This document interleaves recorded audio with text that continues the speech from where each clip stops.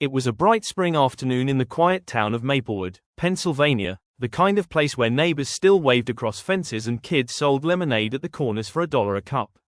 Tulips bloomed along the white picket sidewalks, and sunlight glistened off the freshly washed trucks parked in driveways. Inside a cozy single-story ranch home painted sage green with a porch swing that creaked gently in the breeze, Abby Sanders, a 31-year-old freelance illustrator and new mom, crouched beside a bright yellow play mat watching her 1-year-old son Eli wobble like a tiny, determined penguin. Abby's life used to be all about deadlines and digital brushes. Now, her mornings began with oatmeal on the floor and baby giggles that came in stereo surround sound. Her husband, Caleb, a high school shop teacher with a goofy sense of humor and an unshakable optimism, was halfway between cheering Eli's every move and filming on his phone like he was shooting the next Spielberg hit. The Sanders home was filled with warmth, the scent of coffee and baby lotion mingling under the gentle hum of a ceiling fan, the family's golden retriever, Milo, snoozing loyally near the baby gate. Outside, life in Maplewood unfolded slowly. Elderly neighbors like Mr. Donaldson, who had lived there since the 70s, still mowed their lawns wearing tall socks and baseball caps. Across the street, teenage twins rode skateboards down the sidewalk while their mom yelled at them to wear helmets. Everyone knew the Sanders family had the new baby, and today, half the block seemed invested in whether Eli would take his first independent steps. Eli stood, gripping the edge of a low coffee table for dear life. His cheeks were red with effort, eyes fixed on Abby's encouraging smile. "Come on, buddy," she cooed, holding out her arms. "You got this." And he did, sort of. 1 foot forward, a wiggle, a dramatic sway, and, thud. Right onto his padded diaper. Caleb burst into laughter, dropping to one knee with the phone still recording. That's progress. He's now made it 1 full inch toward success. Abby laughed, covering her mouth. Oh yeah, definitely Harvard material. Over the next hour, their living room turned into a slapstick training ground. Eli's practice runs included Milo accidentally tripping him, the doorbell startling him mid-step, and an entire snack cup of Cheerios being used as motivational bribes.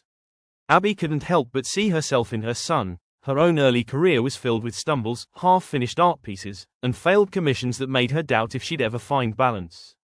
Watching Eli fall, then giggle and try again, reminded her of something simple but profound: failure was funny when you didn't make it tragic. By late afternoon, sunlight streamed golden through the windows, dust specks glowing like tiny stars in orbit around their chaos. Eli managed 3 full, wobbly steps from the table to Abby's arms. She scooped him up in pure triumph. "You did it," she shouted. Caleb whooped so loudly that Milo barked in confusion. Outside, Mr. Donaldson, trimming his hedge, looked up and yelled, "Did he win something?" Abby leaned out the door still holding Eli. "Yeah, the first step championship." The old man grinned. "You tell him that's more than half the folks in this town have taken in years." Everyone laughed. Even the twins across the street gave a cheer. It felt like the whole town shared in that single, perfect victory. Abby realized then that these little moments, the unfiltered, messy, funny, beautiful ones, were where real growth happened. The next morning began with the smell of toast and the distant sound of a lawnmower. Abby sat at her kitchen table, sketchpad open, sipping lukewarm coffee while Eli babbled beside her in a high chair, clapping his hands. He'd been walking, no, marching, around the house non-stop since yesterday, like a tiny explorer with no map but endless courage. Caleb walked in wearing his school shirt, tie slightly crooked, holding a plastic container of leftovers. "So, our little guy's been practicing again," he said, dodging Eli's flung sippy cup.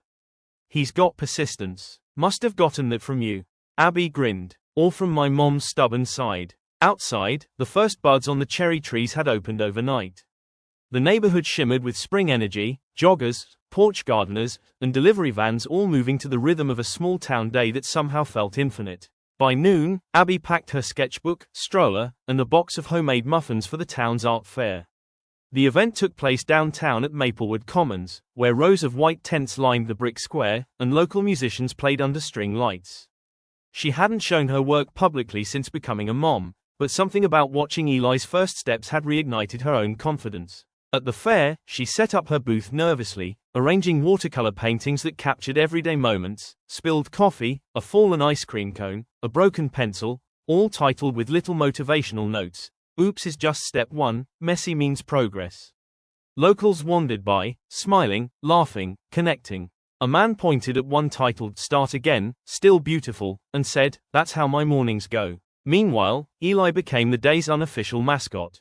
Every time he toddled past a booth, someone clapped.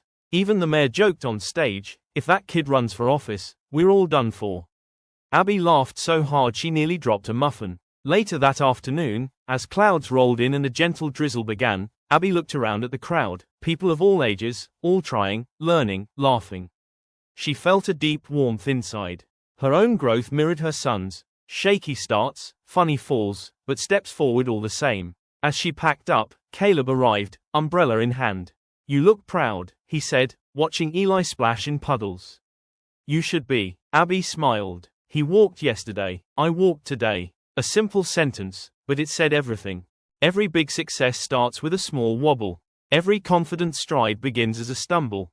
It's not about walking perfectly, it's about refusing to stop trying. Just like Eli, every one of us is learning to stand, to balance, to move towards something better. So when you fall, laugh. When you trip, rise. Because life's greatest walk starts with one funny, fearless step. Like and subscribe if you want to be happy and motivate.